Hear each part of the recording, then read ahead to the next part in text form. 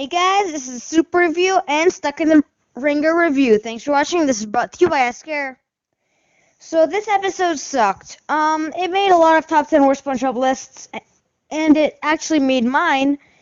And honestly, watching the episode again, I kind of see how much it sucks. Yeah, in this video we're kind of gonna dig in. So let's see the writers. Looks like we got ourselves a dream team here. You might be familiar with the first one, Zoo Service. And then there's Sean Sharma. He is kind of stupid. He did a lot of bad episodes, such as The Splinter. And Derek Iverson, the guy who's basically Richard Purcell's brother, who made sucky episodes like Squid's Visit. So yeah, looks like we got ourselves the Wonderland crew here. So let's see what they managed to screw up into our little brains this time. And I mean, if they even... yeah. So it starts off with SpongeBob dropping the soap as he's taking a shower, because the writers think that's funny. When he has a spare one, he cleanses his brain because the writers don't know crap about comedy. He dries himself in the wringer, even though he's in the ocean where there's a ton of water around him. And then we get a ton of suspense and not real comedy as he doesn't slip on the soap, jumps on Patrick's rubber duck, and that slips on the soap and gets stuck in the wringer. One of the stupidest plot points ever. He tries to get out with his tongue, but he's unable to. Then Patrick comes and he helps by gluing SpongeBob forever. And ever and ever and ever. And in these episodes, it's actually pretty good because SpongeBob is close to his original personality, and his first priority is to get to work.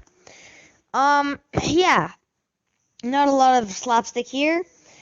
Patrick breaks the wringer and helps a bit, and does the whole help wanted speech.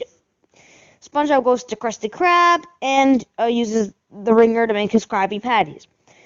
And Squidward, of course, laughs at SpongeBob's misery. And then he squirts mustard into his eyeballs.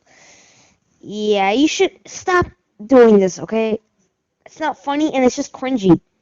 And it falls on his patty, and we get a terrible, disgusting shot of Squidward. And I think Derek Iverson was in charge of this part, as it is very creepy and stupid and fetish-like.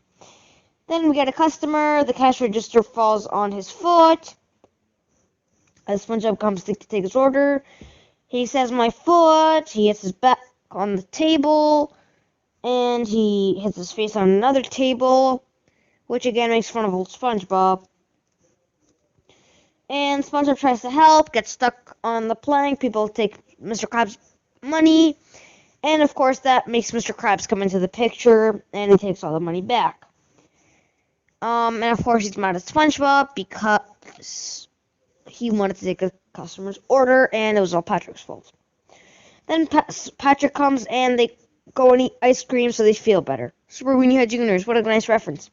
And SpongeBob apparently can't swallow ice cream. You know, ice cream, a liquid. So that wringer must be really hard, tightly shut. And, of course, Patrick eats his ice cream like a good boy. They go to the carnival, and SpongeBob, of course, can't do all the rides or the games, and even gets a shadow in the process.